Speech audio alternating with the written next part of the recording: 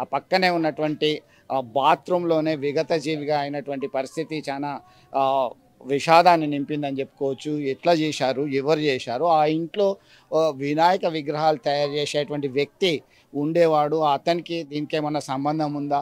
లేదంటే ఇంటి వాళ్ళే ఆస్తి గొడవలతో ఏమన్నా చేశారా? అనేటువంటి కోణంలో సైతం పూర్తి స్థాయిలో విచారణ జరగాలని చెప్పేసి సమాజంలో స్థానికంగా ఉండేవాళ్ళు ఆఫ్ ద రికార్డ్ చెప్తున్నటువంటి పరిస్థితి. ఎందుకంటే ఇది ఇలాంటి ఘాతుకానికి పాల్పడ్డ వాళ్ళు కాళ్ళు లేదా చేతులు తీసేయాలని చెప్పి డిమాండ్ చేస్తున్నటువంటి పరిస్థితి. కొంతమంది స్థానికులు సైతం వచ్చారు. ఎట్లా చూడొచ్చు అంటారు? ఎందుకంటే చిన్నారి పాప ఆమె అసలు ఎవరికీ అన్యాయం చేసే పరిస్థితి లేదు. ఇదిగో చాక్లెట్, ఇదో బిస్కెట్ అంటే సంబరంగా వచ్చి తీసుకునే పరిస్థితి. అట్లాంటి ఆమెను ఎవరు హత్య చేసి ఉంటారు? ఏం జరిగిందంటారు? ఇది ఎట్లా చెప్పొచ్చు సార్ అది? ఈ ఈ పరిస్థితికి దారితీసిన వాళ్ళను, హత్య చేసిన వాళ్ళను ఏం చేస్తే బాగుంటుంది? ఇంకేంది వాలంసం అదే ఆ విధంగానే చేస్తే ఉరిస్తే బాగుంటుంది అనిపిస్తుంది. వాలంసం ఇంకోళ్ళు చేయకుండా అవుతారు. శిక్ష కఠినంగా ఉండాలి. కఠినంగా ఉండాలి. మోదీ ఎట్లా ఆదిత్యనాథ్ లెక్క ఉండాలా. మీరు చెప్పండి. చాలా ఆవేదన కలిగిస్తుంది. ఎందుకంటే మాట్లాడే పరిస్థితులు కూడా లేము. ఇవన్నీ దృశ్యాలు చూస్తుంటే, ఆ పాపతో ఉన్న అటాచ్మెంట్ చూస్తుంటే వీళ్ళందరికీ కూడా ఆమెను హతమార్చిన వాళ్ళకి ఎట్లా శిక్షిస్తే బాగుంటుంది? వాళ్ళని బహిరంగంగా ఉరిదీయాలి. అదే అదే శిక్ష కరెక్ట్. ఎందుకంటే ఇంకా భవిష్యత్తు లోపల ఇట్లాంటి చూసిన తర్వాత ఎవరు కూడా సాహసం చేయరు ఇట్లాంటివి. కాబట్టి వాళ్ళని బహిరంగంగా ఉరిదీయాలి. కన్నుకు కన్ను, పన్నుకు పన్ను అనే సిద్ధాంతాన్ని అమలు చేయాలి. ఖచ్చితంగా పాప మృతికి కారణమైనటువంటి వాళ్ళని ఎట్టి పరిస్థితుల్లో వదిలిపెట్టకూడదు. ఖచ్చితంగా బహిరంగంగా ఉరి శిక్ష వేయాల్సిందే అని డిమాండ్ చేస్తున్నటువంటి పరిస్థితి. మొత్తం మీద ఆ చిన్నారి లేని లోటు ఎవరు తీరుస్తారు? ఆ చిన్నారితో ఉన్నటువంటి ఆ అనుబంధాన్ని తలుచుకొని ఏడుస్తున్నటువంటి ఆ దృశ్యం ఇప్పుడే చూసాం మనము. అది ఎవరు ఓదార్చే పరిస్థితిలో లేరు. ఎవరికి ఏమని చెప్తాము, ఏమని మాట్లాడాలి అని ఆ తల్లి హృదయ విదారకంగా రోధిస్తున్నటువంటి పరిస్థితి అయితే కలిచివేసేలా ఉంది. ఇది ఇక్కడ కొరుట్లలో ఉన్నటువంటి విషాదకరమైనటువంటి ఘటన. ఈ తీక్ష హత్యకు సంబంధించి ఈ కాలనీ అంతా కూడా విషాదంతో మాట్లాడడానికి కూడా ముందుకు రాక విషాదంలో మునిగిపోయినటువంటి పరిస్థితి అయితే ప్రత్యక్షంగా గమనించాం.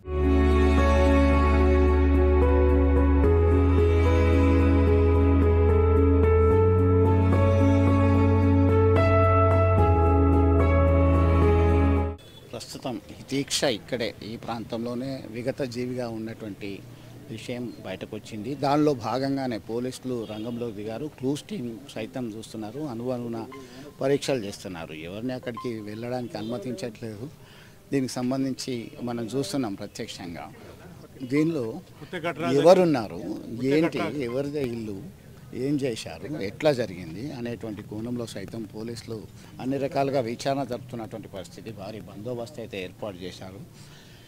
ఇంత దారుణమైనటువంటి ఘటన ఈ ప్రాంతంలోనే అదే బాత్రూంలో జరిగింది. అక్కడే దానిలోనే గొంతు కోసి హతమార్చినటువంటి ఘటన మాత్రం ఒక్కసారిగా కలకలం సృష్టిస్తుంది. మనం చూస్తున్నాం పోలీసు బలగాలు ఇప్పటికే భారీ ఎత్తున వచ్చాయి. విచారణ జరుపుతున్నారు. సమగ్రమైనటువంటి విచారణ జరుపుతున్నారు.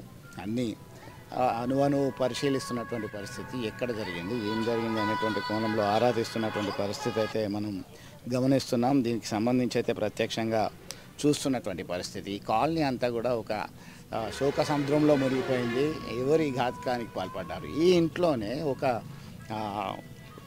వ్యవస్థలో అంటే గణపతిని తయారు చేసేటువంటి దానిలో ఒక కార్మికునిగా ఉన్నటువంటి వ్యక్తి ఉండేవాడు. ముందుగా అతనిపైనే అనుమానం వ్యక్తం చేశారు. అయితే ఆయన స్థానికంగా అందుబాటులో లేరు అనేటువంటి సమాచారం వచ్చింది. దీంతో ఈ సీసీ కెమెరా ఫుటేజ్ ఎక్కడ ఉంది, ఏ యాంగిల్లో అయితే నిందితులను పట్టుకోవచ్చు అనేటువంటి కోణంలో విచారణ జరుపుతున్నటువంటి పరిస్థితి అయితే ప్రత్యక్షంగా గమనిస్తున్నాము.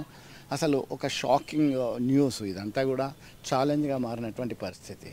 ఇట్లాంటి ఘటనలు పునరావృతం కావద్దు అని చెప్పేసి స్థానికులు ఆవేదనతో చెప్తున్నటువంటి పరిస్థితి మనం గమనిస్తున్నాం.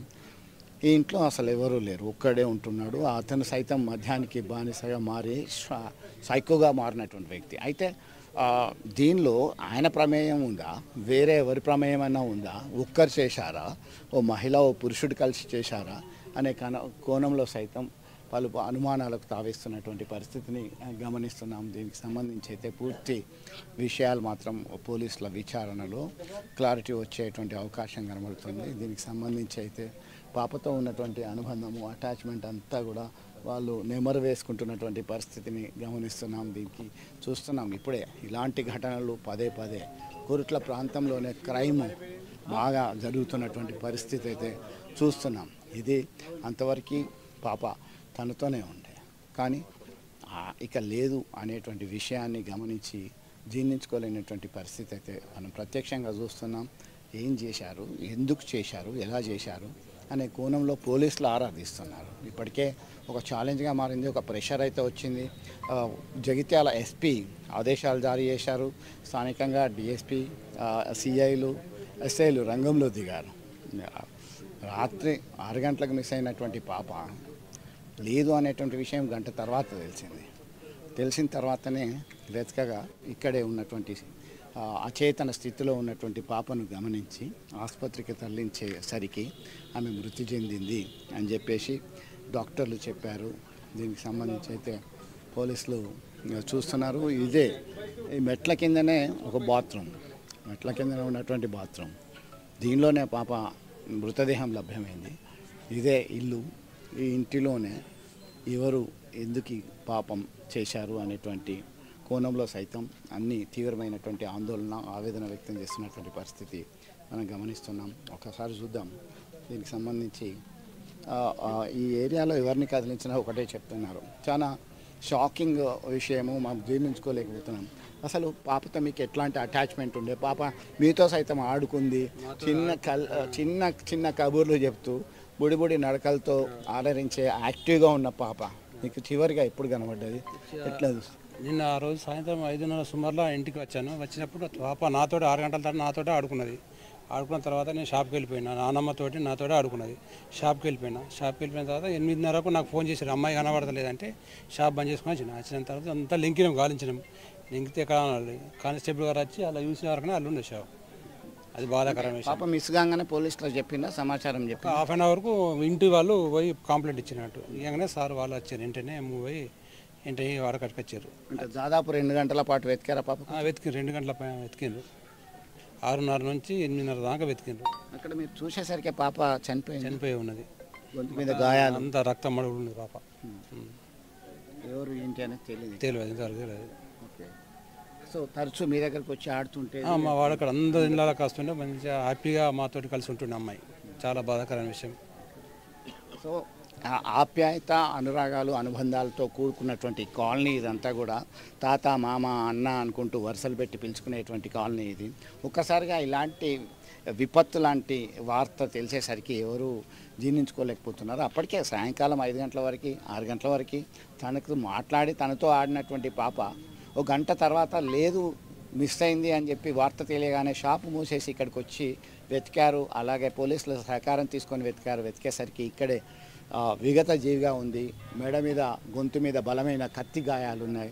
దీనిలో ఎవరు చేశారు, ఏం చేశారు, ఎందుకు చేశారు అనేది చాలా విషాదాన్ని నింపినటువంటి సంఘటనగా చెప్పుకోవచ్చు.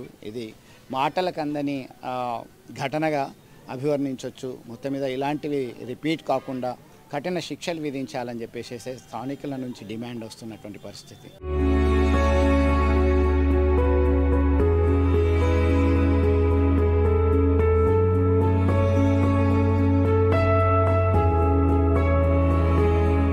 మానవ సంబంధాలు మంట కలుస్తున్నాయంటే ఖచ్చితంగా అవుననే సమాధానం వస్తుంది. కొరుట్ల ఆదర్శ్ నగర్లో ఉన్నాం ప్రస్తుతం. కొరుట్ల ఆదర్శ్ నగర్కి చెందినటువంటి హితేక్ష అనే చిన్నారి హత్యకు సంబంధించిన సంచలన విషయాలు మరికొద్ది సేపట్లో పోలీసులు అధికారికంగా వెల్లడించేటువంటి అవకాశం కనబడుతుంది. ప్రస్తుతం మనం అక్కడ ఈ శోక సముద్రంలో ఉన్నటువంటి ఈ కాలనీ అంతా చూస్తున్నాం. మొహర్రం పండుగ, ఏకాదశి పండుగ రెండూ కలిసి వచ్చాయి. మొహర్రం అంటేనే ఈ ప్రాంతంలో పర్టికులర్గా జగిత్యాల ప్రాంతంలో పీరీలకు సంబంధించినటువంటి ఊరేగింపులు జరుగుతాయి. పులి వేషగాళ్ళు చాలా హంగామా చేస్తారు. ఒకవైపు పులి వేషగాళ్ళ హంగామా, డప్పు చప్పుళ్ళ మధ్య ఆ చిన్నారి అర్ధనాదాలు ఎవరికి వినబడలేనటువంటి దుస్థితి నెలకొంది. ఆ క్షణంలోనే పాప కుటుంబ సభ్యుల హస్తమే ఇందులో ఉంది అనేటువంటి అనుమానాలు వ్యక్తమవుతున్నాయి. ఖచ్చితంగా అదే జరిగింది అని చెప్పేసి ఆరోపణలు వస్తున్నాయి. ఇదంతా కూడా ఒక సీన్ ఆఫ్ అఫెన్స్ని ఛేదించే విషయంలో ముందుకెళ్తున్నారు. ఈ విషయానికి సంబంధించిన సమాచారం అందగానే జగిత్యాల జిల్లా ఎస్పీ, స్థానిక డిఎస్పీ, అలాగే ఇతర పోలీస్ అధికారులు అందరూ హుటాహుటిన రంగంలోకి దిగారు. అన్ని